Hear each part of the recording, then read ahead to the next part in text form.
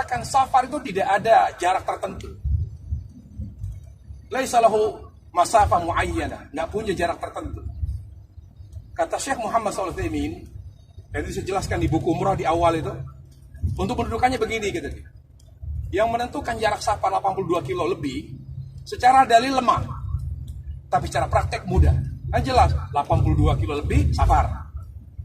Secara dalil yang lebih kuat, tidak tertentu jarak safar.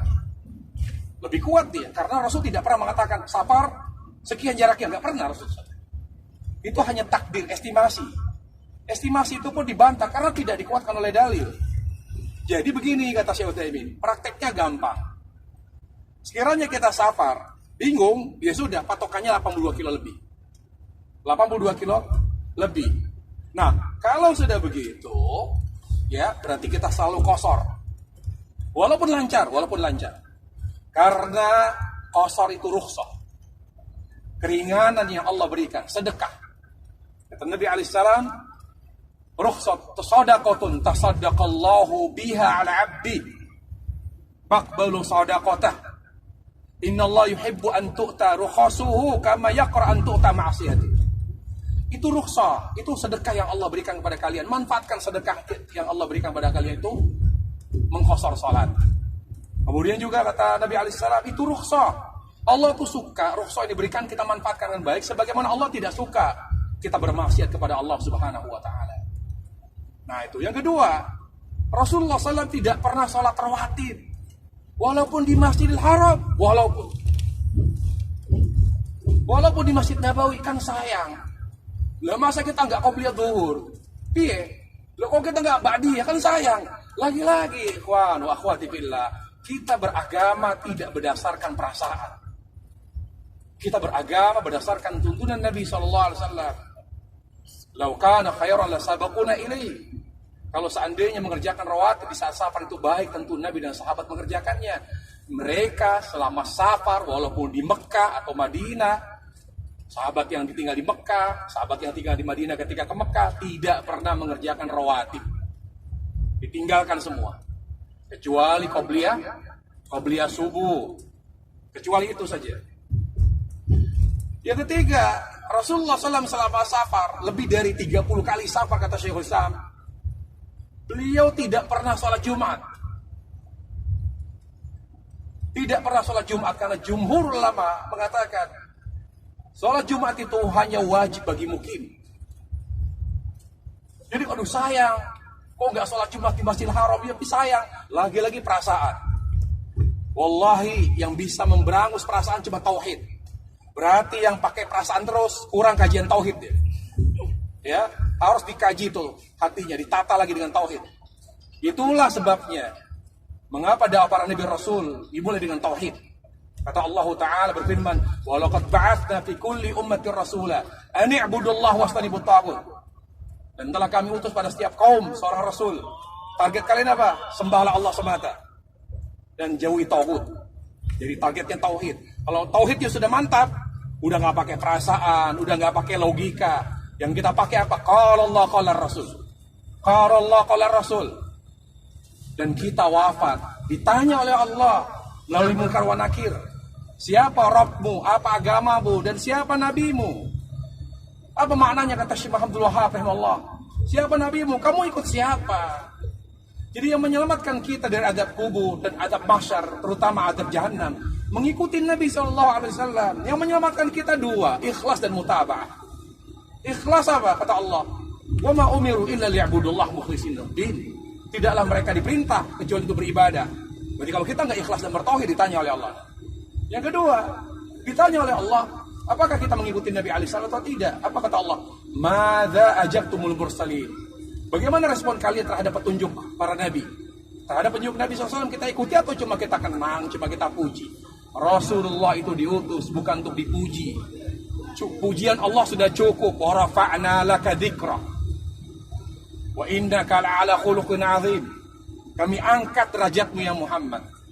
Sungguh engkau berada di atas akhlak yang mulia. Pujian Allah terhadap Nabi sudah cukup. Kita nggak perlu memuji lagi, menyanjung, nggak perlu. Kewajiban kita apa kalau nggak menyanjung Rasul? Ikuti beliau. Ikuti Nabi SAW. Dan juga Nabi selama safar meninggalkan sholat id. Sholat itu khilaf para ulama apakah sunnah atau wajib. Yang sahih wajib. Ya, saya jelaskan dalam buku sifat sholat ensiklopedi sholat sunnah.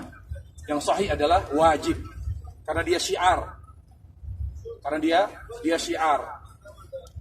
Nah itu.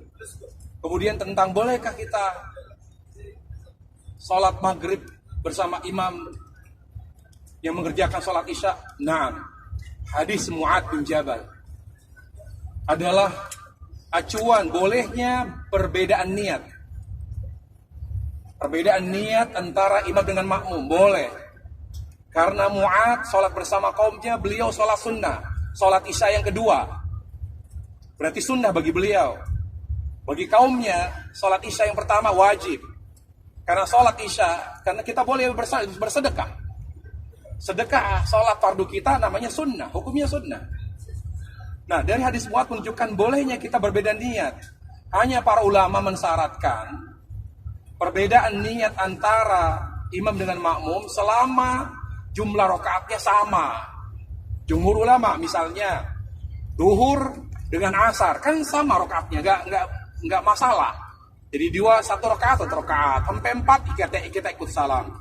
Yang jadi masalah bagaimana kalau kita sholat maghrib gabung dengan sholat isya? Kita gabung dari awal.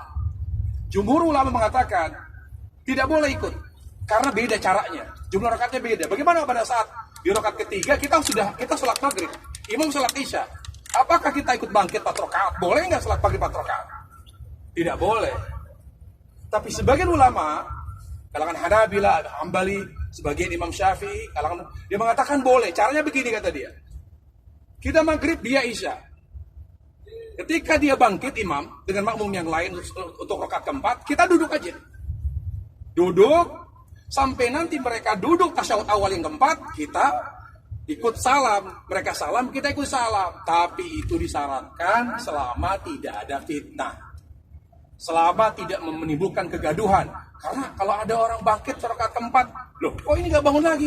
Wah, ini Ahmadiyah ini. Oh, ini LDI ini. Oh, ini aliran sesat, aliran apa lagi? Selama tidak ada fitnah. Hal itu fikih. Orang berilmu gak cukup. Dia harus lebih bijak. Karena berilmu, saklek dan merekam ilmu, dia gak bijak, fitnah. Contoh misalnya, Imam Ahmad rahimahullah ditanya, bagaimana hukum sholat, hukum kunut di waktu subuh? Kata beliau bid'ah. Ini penting. Punya ilmu saja tidak cukup. Kita ngaji-ngaji, ternyata ribut kita di tempat kerja kita. Oh, ini apa-apa kamu bilang bid'ah, seolah-olah kamu yang punya Nabi doang. Kenapa? Kita punya ilmu tapi nggak bisa, nggak bijak gitu. Anehnya Imam Ahmad, beliau mengatakan kunut subuh bid'ah, tapi ditanya, bagaimana imam? Apabila kita sholat bersama imam yang kunut, kata beliau aminkan. Kan paradoks, berbeda. Kok ini ada pertentangan? Kunut subuh bid'ah, tapi kalau kita bermakmum dengan imam yang kunut, ikuti, aminkan. Nah, ini penting. Kata Syekhul Islam, berarti kalau udah ngaji, jangan hanya belajar ilmu saja, belajar hikmah. Makanya Allah Jalla wa'ala memerintahkan kita berdakwah dengan hikmah. Ud'u ila sabili rabbika bil hikmah. Tahu kapan kita harus menyampaikan, kapan kita harus diam, dengan siapa kita bicara, orang yang berintelektualnya tinggi atau tidak, apakah dia orang awam, kita rubah bahasanya. Jadi gak semua kebenaran bisa kita sampaikan. Lihat situasi, kondisi, siapa yang akan kita ajak bicara, dia awam atau dia ngerti atau dia menentang. Kita lihat siapa mukhatab kita, siapa objek dakwah kita. Lalu ditanya Imam Ahmad, kok bisa diaminkan? Kan kau bilang bid'ah. Kata beliau, taklifan liqulubin nas.